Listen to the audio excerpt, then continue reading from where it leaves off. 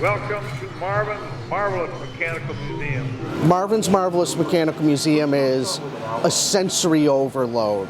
It's one man's passion gone insane. My father was a pharmacist by trade. Our family owned a drugstore in Detroit for about 90 years. And my dad collected old antique coin-operated games. In 1980, one of the first food courts in the area opened, and my mom took me there as a little kid. I thought, what a great place for your dad to get that stuff out of my house. Unfortunately, all this stuff in the house was too nice to be put out on the floor for collectors. It was player pianos, Nickelodeons, and things. So she created her own worst monster because he loved the idea, but he had to go buy all kinds of new stuff. And Tally Hall, the food court, closed in about 1988. It took a year and a half for them to remodel the facility, and we reopened in 1990, and we've been here ever since. Marvin was intellectual, insane, determined, and he never took no for an answer. If he wanted to get something done, he would find the people to help him make it and create it. It's just, he got his mind set to something, and that was it. And the thing is all this stuff in here, these were his toys. He loved them, and he had them here because he thought it was a neat idea, but he realized real quick, wait, this is a great place for me to have a bigger collection and not have to try to store it at home and everything. So in reality, even if it wouldn't have made money, he would have stayed here because it was a place to keep all of his little toys. This is an automaton, also known as a working model. They've been making these for hundreds of years. They're all hand carved, everything works wooden gears. It's just fun and amazing at how they're made by hand and all the creativity that goes behind it and everything that's put into it, and people are still doing this in this day and age. My dad had always been fascinated by them, but in the mid-90s he discovered that there were still a lot of artists making these over in London and Great Britain, and we have fallen in love with them, and we constantly are trying to get new and unique ones. We rotate them in and out on a regular basis, so we try to have things that you just won't see anywhere else in the world. The one important thing to remember here is because this was done out of passion, not everything is about money like when you have a big corporation. Certain machines cost more than they will ever make, but they're so unique that people come in for them. And you won't get those big corporations to realize that. They just look at the dollars, the numbers and all.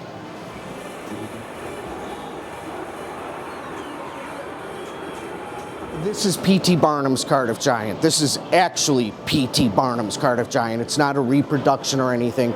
This is the one P.T. Barnum toured around the world. P.T. Barnum was, as we all know, the greatest showman of all time.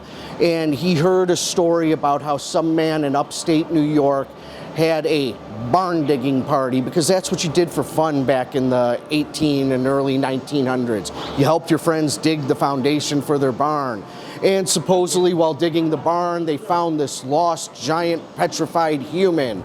And this man toured it around the world and made a very large amount of money. P.T. Barnum heard about it and said, I'm the greatest showman, I control all hoaxes, and wanted to buy it.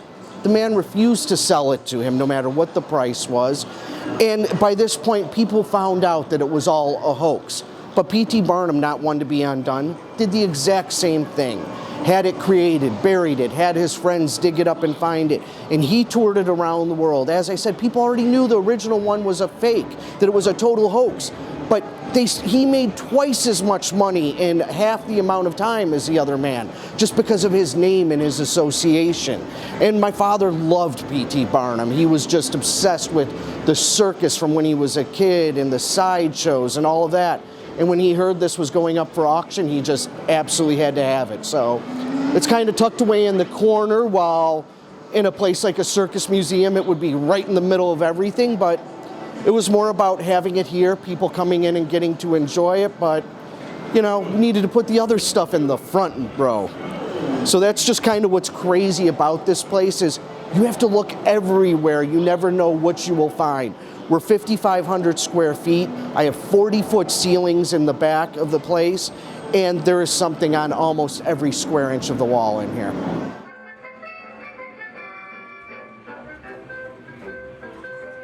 The planes are a great story. My father used to fly. He owned his own single prop plane.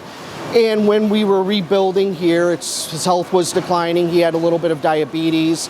And it's hard to keep your pilot's license current when all that's going on.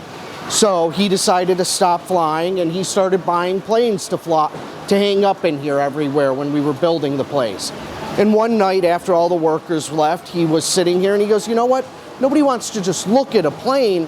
I need to make him move around. But he had no clue. Nobody had a clue how they were going to make these things move. He called up friends, everybody else. Nobody had a really good idea.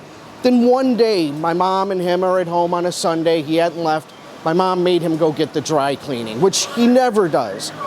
I go with him. He goes into the dry cleaners, and all of a sudden, he sees the conveyor system, and the light bulb goes off in his head. My dad starts harassing this poor girl that's a high school girl, works for the laundry store. Who makes this? Where do I get it? How do I find it? How does it work? Finally, she calls the owner. He gets the information. Him and I go back to the house. He comes in all excited.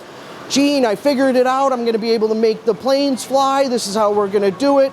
My mom looks at him. Yeah, but where's my dry cleaning? He got so excited and so wrapped up that he totally forgot about his original purpose. So that's why we have the planes in here, and that's why they're actually flying around. And it just looks really neat. And with 40-foot ceilings in the back, you kind of got to have something to draw people up there. So we have the planes, and in the back wall, we have old magic billboards, full-size billboards, 8, 16, 32 sheet, the size, just hanging up on the wall from magicians from the 1930s and earlier and later than that. Just because it's fun and it was cool and it was different, and he loved magic. Romance question, or is it a question of a romance? You know, Marvin's is my job, and no matter what you do for a living, when you have to do it every day, no matter how much you love it, it is a job. But it's one of the greatest jobs in the world. I'm dealing with people who are in a positive mood, that generally you're happy, and if you're in here and you're not happy, you're really in the wrong place. So it's cool to get to carry this on and continue it. And I'm very fortunate that I actually listened to my father. Despite the fact that he thought I didn't and I argued with him all the time, I actually listened and I learned things. I learned that you've got to treat people right. No matter what, you've got to treat everybody right. And it's not just about your customers, it's everybody in life. Be kinder than necessary. And I realized and I learned that not everything is about money. Not everything that you put in the business has to have a dollars and cents equation.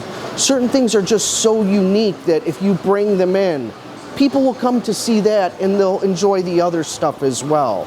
We're unique, we're different, and that's what we love being. And it's just, that's why we've been here so long, and that's why we have so many different generations coming in, why we have people coming from all over the world, and why we've been very fortunate with great press. We've been on Modern Marvels, Mysteries at the Museum, all kinds of different shows and movies. It's fun, it's humbling to see how much people love it, and it's great to get to carry on my dad's passion.